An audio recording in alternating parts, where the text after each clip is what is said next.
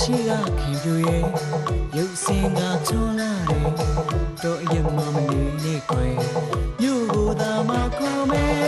သမီးစားစကားမပြောနဲ့တော်သူများသာထင်တယ်ယူသားစွာလူတရားကိုအများကြီးသိတယ်ဘုံစိတ်ကောင်းနေမောင်တောင်းမှမယ်